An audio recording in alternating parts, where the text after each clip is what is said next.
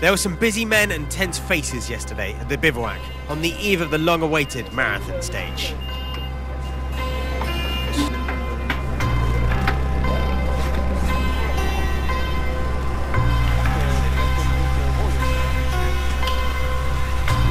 It's not our preferred option to have a marathon stage like this, especially as there are no new tires. That's basically our most worry. It's very important to be able to do our own mechanical work in the evening and have all we need, so we're preparing for that.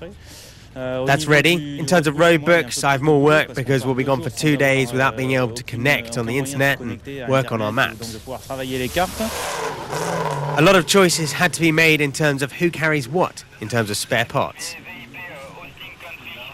Janelle will take the key parts that could be a problem, and the second car with Leroy Poulter and Rob Howie, they will carry a few more parts, and it's up to the drivers to make sure everything's right. You want to arrive to the first day of the marathon stage in good shape so that you don't spend the whole night to try to work on the car.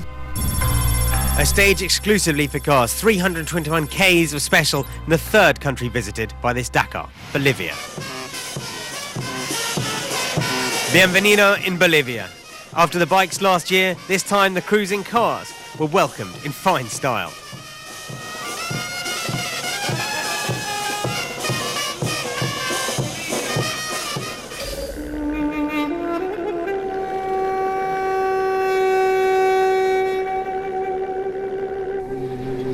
All eyes were, of course, on the rally leader, Nasser Al-Attiyah. Would he be conservative or try to hit even harder? Taking off first, there wasn't much he could do against the chasing armada of rivals. I was completely sick in the middle of the stage, and too much headache, and yeah, it was just not easy day for us, you know. He may not be as spectacular as Al-Attiyah, but Giniel de Villiers is ready to pounce. Another solid day for the South African in his Toyota. This time it went his way as he gained 3 precious minutes on the race leader.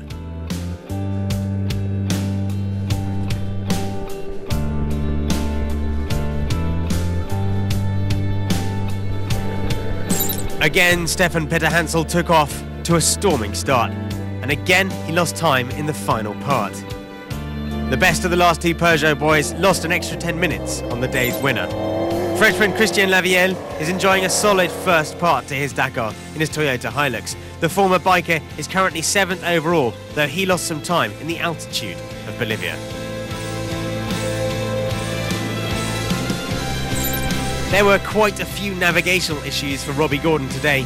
In his Gordini, the American seemed rather satisfied at the finish, only losing 10 minutes.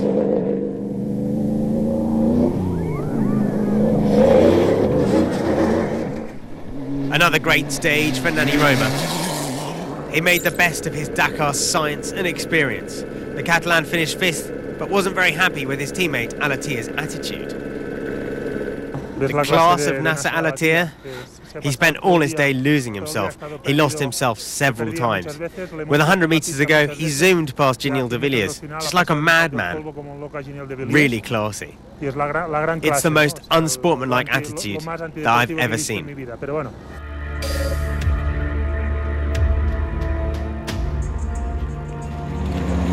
Fourth on the first 2 specials of the rally, Christoph Holowicz was again in the top 4 of this Bolivian episode. Really level 1, yeah.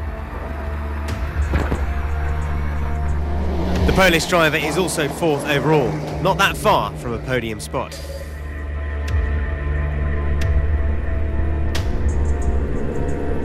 It was another great performance by Bernard ten Brink. The Flying Dutchman in his flying Hilux captured 3rd spot today, just 2 minutes and 28 adrift.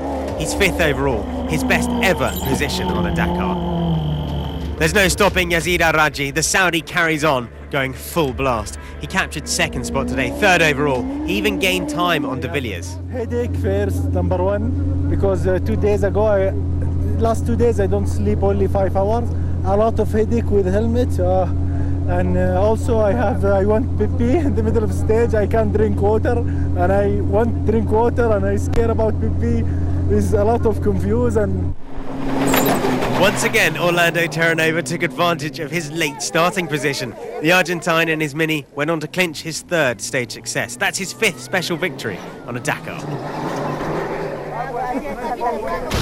So Terranova is still doing best, winning another stage. Al Raji, a great performance once again. Bernard Tembrick fine in third. Christoph Holowitz and Nani Roma in fifth. So not a great day for our top two in the overall. Neither of them in the top five of the day, but Alatia still leads it from De Villiers, with the best Peugeot, Stefan Petterhansel, in eighth.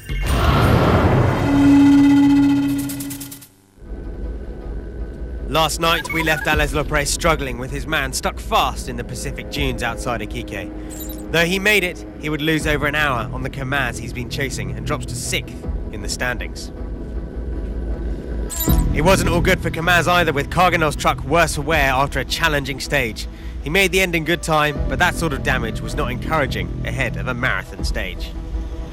And that is what they have today, looping south for over 400 k's to their lonely base in the wilderness. Our race leader, Eduard Nikolaev, was the first to start, but he soon ran into problems.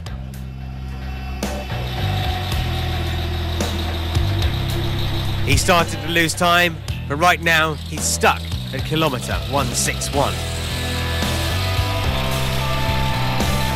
With a long way to go, his challenge could well be over.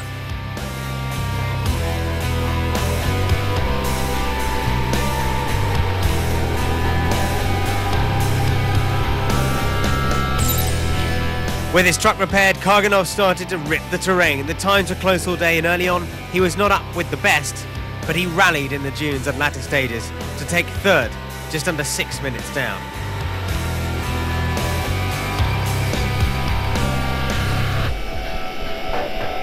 And he was followed home by his teammate Dmitry Sotnikov in fourth to mark a good day for at least half the Kamaz team. He sits third overall right now.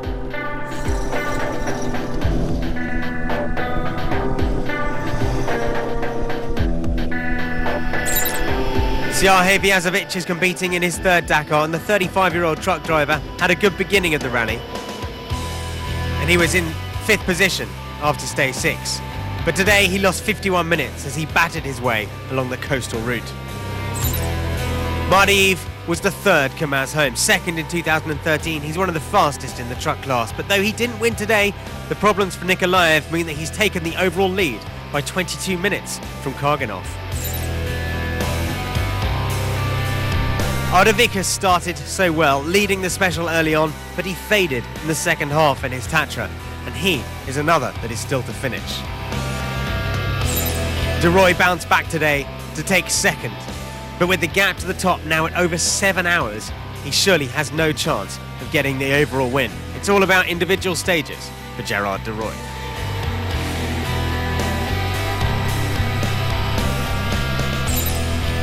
Winner on the day and making up time that he lost yesterday was the birthday boy Ales Lopres. 6 minutes to the good, and surely no better birthday present for the man driver in the dunes.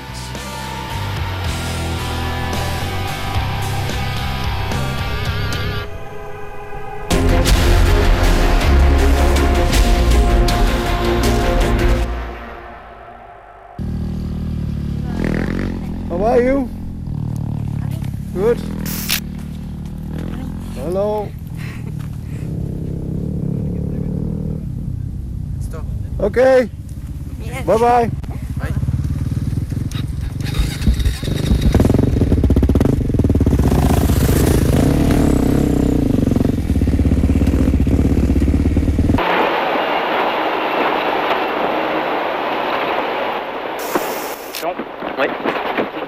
On oublie que légèrement. Return slightly to Cape 16. We are at the cap. Don't change too much your direction, because after 7 kilometers we'll have a waypoint at 3 meters. We can see the truck.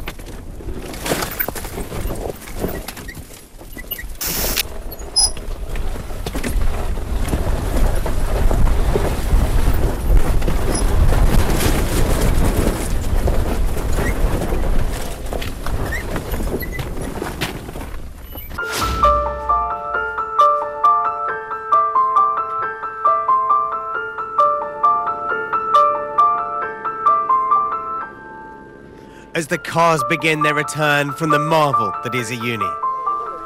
Tomorrow we will see more of the magic of Bolivia, as the crowds welcome the bikes as their own marathon begins.